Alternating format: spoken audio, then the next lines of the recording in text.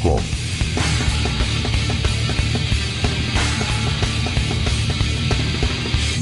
Entrevista a Biohazard. I would like to start asking you about your European tour. Are you happy to be back to the old country? Yes, we're very excited and very happy. The tour's going great, and we're looking forward to playing in Spain. Today's a beautiful day in France, and tomorrow we'll be in Spain. I know that you're going to play 4 dates in Spain. What do you expect from the Spanish audience? Well, we played, had some great shows. We played in Resurrection Fest this summer, and it was had to be the best festival we've ever played. We went on really late, and we didn't think anyone would be awake, but the energy was enormous. The show was amazing. We had such a great time that we've been talking about it ever since. So we're looking to going back and playing support our own shows in Spain. So it's very hard to expect anything. You know, every show is different, but the goal is to leave the show with strong memories for people who come see us. So you love a Spanish audience? With 100%. So, Billy, during your career, you've played hundreds of concerts all over the world. But is there any concert that you particularly remember? I mean, both in positive or in negative sense? Yeah, I remember things about every concert. Is you pull up to a club and there's something that jars your memory, and you think you remember the last time you were there. Or you play places like Resurrection Fest, and you remember everything about it because it was such a big impact. And I remember in Resurrection Fest, we had to fly in because we couldn't take the whole crew, so it was just the band, and we had to do everything ourselves and set up our own equipment and set up our guitars, and there was no tech there for us. And it was like old school Biohazard when we first started, and we kicked ass and had a great show. So that show was full of, and there was no sleep too. We didn't get a chance to sleep anything at all. So there's a lot of experiences that made that night even more memorable in a good way. Okay. Well, the next question is our mandatory question to all the bands that we interview and that are not Spanish. So, is there any Spanish punk or hardcore band that you like and that you would suggest to listen to? I have. Every time we play there, I get tons of CDs from bands that we play with or that we meet, and a lot of them are great. At the top of my head, I can't remember their names, but there's a lot of great bands that we played with. And I remember one time we played, I think we didn't play alone, but it was by the beach, and a couple of the bands that were local fucking blew my mind. They were amazing, but I don't remember their names. So there's a lot of great music in Spain, and but at the top of my head, you're catching me off guard. Okay. If I had my MP3 player in front of me, I could search it and I would tell you, but I don't have it in front of me. Okay, a couple of questions about your last record, Reborn in Defiance. It seems to me more melodical than your previous releases, even if it still has the same power and energy that characterize Biohazard. Do you agree with me when I say that Reborn in Defiance is the most melodical Biohazard record? Well, I think that there's a lot of music and a lot of records that a lot of people don't know we've released. You know, we've had a lot of melody in all of the records. You know, from New World Disorder, to Uncivilization, Means to an End, and Kill or Be Killed. There's stuff, but I think for us, at least for me, and I can only speak on my behalf, I never liked singing melodies that took away from the aggression of my voice. And I believe that a singer needs to convey the emotion. Yeah. So when people hear it, they hear the passion for the words in the voice. And I never was able to convey that emotion by singing it. I had to yell and scream it. Yeah. But on this record, I worked a lot with our producer and came up with a different technique where I was able to still sing melody, but able to keep the emotion in my voice. And I think just from experience, it was the first time I was able to pull that off. And I'm happy with what I did on the record and where my voice is as a singer. So it is a very musical record, and we're very proud of it. But, you know, Biohazard, it has elements from everything. You know, if you look at our history, you know, there's the super aggressive hardcore style to the more hip hop and melodic style that we've had over the years, you know? Yeah, yeah. In over your more than 25 years career, and with 9 studio albums on your shoulders, I think it's obvious that the last record doesn't sound exactly like the first one, as you told me now. Could you tell me, in your opinion, which are the most basic changes from the musical point of view that Biohazard has gone through all these years?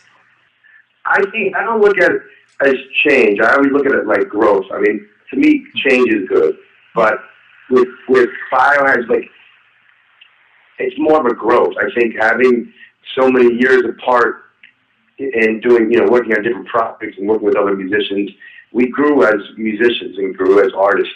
And coming back together with Reborn Defiance, we made that record and wrote those songs after we were touring together. So it was like all the foundation energy of the band that I love was there, but yet the growth of the band musically was there. So I think that's why the record ended up coming out the way it did. Talking about your discography, is there any album that didn't totally satisfy you, and that if you could go back, you would have made it different? Yeah, of course, the first record. On the other hand, which one is your favorite Biohazard record, and why? They're all my favorites, but I think some records stand out and kind of symbolize a certain point in my life and our life that make me like that more. You know, I know that, like, Kill or Be Killed, I love the record, but we never toured for it. Like, nobody knows the record even exists because the record company did such a horrible job promoting it. But it's a great record. I love Uncivilization, but that record came out September 11th, 2001, and it was a really difficult time for the world with what happened in New York City. And the same thing, the record company, you know, because of that, the whole industry changed. Our tours were canceled, and nobody really knows about that record. Yeah. But then there's records like New World Disorder that I love, Reborn Defiance, and classic records like Urban Discipline, which it has a certain sound to it, and the quality doesn't measure up to what the quality we did on Reborn Defiance, but it's a great energy record, and a lot of those songs we play live to this day still. For different reasons, I love all of our records. Reborn in Defiance is the last record with Ivan. He left the band immediately after the recording of the album. And for what I have understood, he left Biohazard for personal causes. I guess it's something quite intimate, so if you don't want to answer me, feel you're completely free, I understand it. But my question would be this: could you tell me something more about what happened with Ivan? Well, we were working on the record, and we were really focused on making a great Biohazard record and writing some great songs. And Evan wasn't around too much, especially during the making of the record. And I was busy singing. I was on tour with another band called Blood to Blood, and I came home and we continued finishing the record. Yeah. And didn't see Evan. We didn't hear from him that much. He was busy with his own personal things going on. And then we got a phone call, and we weren't done the record. We were still working on the record, and we got a phone call from him, and he said he didn't want to do Biohazard anymore. So I think the other things in his life were more important and a priority for him, and he quit. We were pissed off and angry and hurt and all those emotions, but he made his decision, and we didn't want to quit Biohazard. We loved doing what we do, and we got Scott playing bass and singing in the band now, and He's great, a great addition to the band. The energy of Biohazard has never been better. The shows are more fun. The whole vibe of the band is the way it was when we started, and it's great. So for us, we're really happy with where we are right now, and judging by the shows and our friends around the world, they're also happy. Are you still in touch with Ivan? No, we live for lifestyles.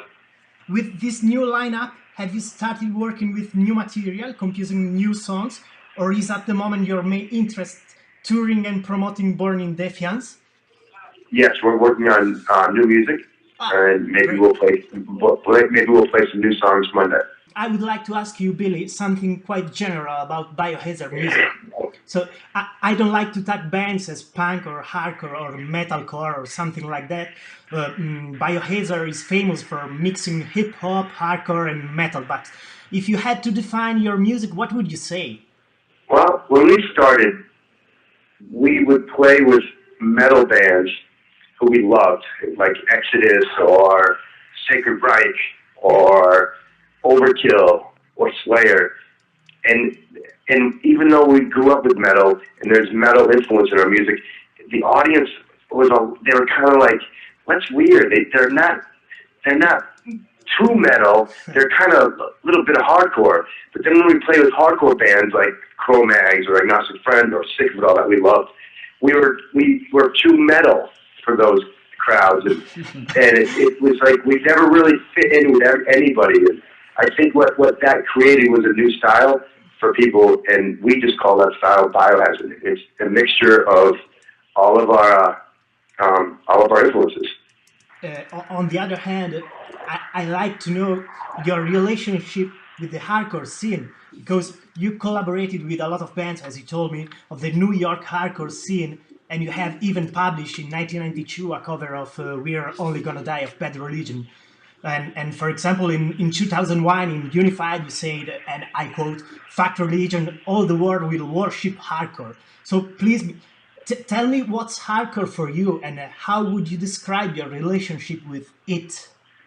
Hardcore for me is not caring what other people think and doing and liking what you like. That's hardcore for me. Okay. There's very different trends and very different styles, and they've changed over the years of what people think hardcore is. But to me, that's what hardcore is. And I remember, playing piano at the beginning of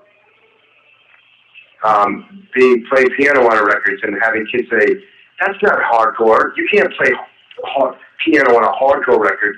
And I'm like, "Fuck you. That's what we want to do. That's what I do, and I will do it." So I think being hardcore is more of a way of life, a way of thinking, and not caring about what other people think. So on one hand, there are many lyrics where you encourage to be strong, to fight for freedom, saying that nothing and nobody will ever stop you. They are lyrics that express power, decision, and pride. But on the other hand, there are many lyrics with a clear feeling of despair, I think, of horror for your past mistakes. Lyrics where it seems that you're waiting for the dead that will solve everything. I'm thinking about songs like Tears of Blood, Waiting to Die, Get Away, or in your last record, Reborn, or Vows of Redemption. Could you tell me something about this ostensible? Of course, they're all related, bro. I mean, you can't have white without black in life. It's all about a balance. And my whole philosophy in life is I'm not no one is indestructible. We all get knocked down. The point is you have to stand back up. That's what's important. If you fall down 3 times, stand up 4. You know what I mean? Like you fall down, you keep getting up. You can't win a battle unless you stand up and fight. And I don't mean that physically. I mean that philosophically. We have had so many situations in life that have fucked with us as individuals, as a band, as an artist. And for a long time, I thought it was just the way business was. But it's actually just the way life is. Life is it's about finding ways to solve the problems that come your way. jump over the obstacles, go around the obstacles, go through them. But the point is survival, and that's a common theme. So a lot of our lyrics deal with after the fact of overcoming something, or sometimes in the midst of experiencing something that is really, breaking you down somehow. But the overlying message is taking away some kind of positive message from a negative experience, and that's always been the theme of our lyrics. So they're highly related, whether you're talking about songs like Reborn. To me, that's like the whole, pretty much where we are at the point of our career and our lives as artists, as individuals. It's a rebirth of life, for the passion of the band, to the excitement of being on stage, to touring more than we ever did. And we also no longer rely on Biohazard to put food on the table. It's not a job for us. We are here. I have other things that I do in life to support my family. Yeah. I do Biohazard because I love to do Biohazard. And it's not, I'm not here to make money. I'm not here to exploit my music or my talent. I'm here because I love to be here and love to share my feelings. And we all are in the same, on the same page with that. Several songs talk about punishment, revenge, and violence against the enemies. In order to make justice, your way is eye for eye and a tooth for a tooth, up to kill your enemy. I'm thinking about songs like Justified Violence, Uncivilization, Never Forgive, Trap, and so on. I'd like to ask you if you really think that the only road to build a better world is violence and revenge. Well, the world, number one, is very violent and filled with tons of negative energy. But sometimes revenge doesn't necessarily have to be in the form of violence. And I think as we've grown over the years, it was apparent that it's more metaphorically speaking, like, overcoming something and surviving a situation. Yeah. Can be related to, like on our first records, dealing with some kind of violent situation in the streets. Yeah. Songs like Never Forgive and Never Forget. Yeah. I mean, we were there on September 11th, and it was our home that was bombed and that the terrorists attacked, and that's a direct result of what our experiences were. So never forgive and never forget. I'll never forgive the terrorists that bombed the World Trade Center and bombed my home, and I'll never forget it. So some people said, there's things that you can forgive, but you never forget, and there's some things that happen that you can never forgive and never forget, and that's what that song's about. And as far as we don't influence life. Life influences me. Yeah. So my art is a direct mirror of what I see around me in the world, and I can't believe how when we first started, I thought that things would get better and change, and they've gotten worse in the disrespect that people have for other religions, to other cultures, other people, and the basic disregard for human life is incredibly upsetting, and it makes me sick. And that continues to affect me as an artist and as a person, as it does you and other people. And I'll continue to express what I have inside of me as long as I feel the way I feel. Yeah, great. So, Billy, thank you. Feel free to say what you want to our readers, bigbombopunk.com. All right. We want to thank everybody in Spain for your support over the years. We don't consider you anything less than friends and family. You're not fans. We are equal. We're part of the subculture, and we honor that and hold that in high regards. So from our hearts, thank you for all your support and friendship. And we'll see you soon. Thank you, Billy. See you on Monday. All right, brother. See you later. Ciao. Ciao.